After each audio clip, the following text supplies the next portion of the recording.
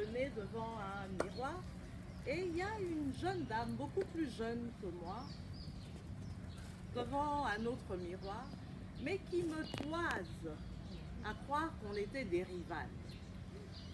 Et je fais semblant d'ignorer sa façon de me regarder.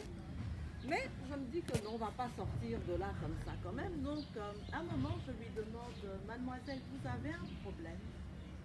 Et alors, elle sursaute. Et elle me dit, non. Alors, je lui demande, pourquoi est-ce que vous me regardez comme ça? Alors, elle me dit, parce que j'aime bien votre coiffure. Et Alors, je lui dis, madame, mademoiselle, si vous aimez bien ma coiffure, alors dites-moi, ah, j'aime beaucoup votre coiffure et vous continuez votre chemin. Ne me toisez pas. Et j'ai constaté que c'est comme ça qu'on est ici. Et c'est triste parce que ça montre déjà un manque de solidarité entre femmes. Alors quand vous êtes toutes là, vous vous retrouvez, ne vous regardez pas avec un air, elle a des chaussures rouges, elle a... Non, c'est pas nécessaire. On nous a expliqué qu'on commence souvent toutes très bas et souvent ce sont les opportunités qui nous permettent de monter. Moi je sais que l'humilité, comme elle l'a dit, est une des vertus que moi je chéris le plus. En plus je suis chrétienne et je me dis toujours que l'humilité précède la la gloire. gloire. Et l'orgueil, qu'est-ce que ça fait? Ça précède la chute. On est d'accord, n'est-ce pas? Et je pense qu'en fait que quand on est ouvert, quand on est agréable, ça permet d'appeler vers soi des opportunités.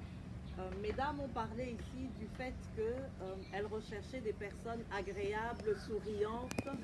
Est-ce que c'est vous ça? Mais moi je ne vois pas des sourires ici, je ne vois pas ça, je ne vois pas, je ne vois pas des sourires là. Et pourtant, je pense que ce sont ces sourires-là qui nous rendent attrayants. Et pas dans le mauvais sens. Hein. Pas sourire aux hommes parce qu'il faut faire plaisir. C'est pas de ce sourire-là que je parle. Je parle du sourire de la gentillesse. Du sourire qui fait que quelqu'un, en me regardant, a envie de s'approcher de moi pour me parler, en fait. Enfin bref, maman Gisèle m'a demandé de vous dire ce que je fais. Je suis économiste de formation. Au départ, je rêvais d'être banquière. Et j'ai raté Passion. ma passion.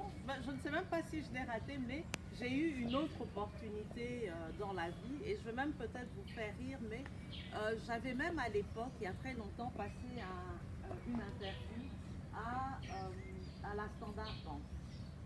Et on n'avait pas pris, pourquoi? Parce que mes exigences étaient trop élevées. Et quelles étaient mes exigences de femme, tout simplement? C'était de dire que je voulais un salaire qui me permettrait de me loger, de me nourrir, de me vêtir et de venir au travail tous les jours.